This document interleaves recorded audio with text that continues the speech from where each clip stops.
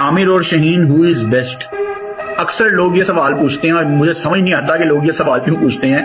Because Mohammad Aamir हर दिन, हर match में, हर साल, हर महीने, हर दिन, हर लम्हे शहीन से बेहतर बॉलर था, है और प्रॉब्ली रहेगा भी। आमिर का शुमार आप शहीन वगैरह के साथ नहीं कर सकते यार। आमिर इस दुनिया के बड़े बॉलर्स की लिस्ट में शामिल होता है। करण शाहीन और शाहीन का पूरा जो जर्नी अगर मैं देखूं और फिर मैं मोहम्मद आमिर की देखूं, मेरा वोट आमिर भाई के साथ है।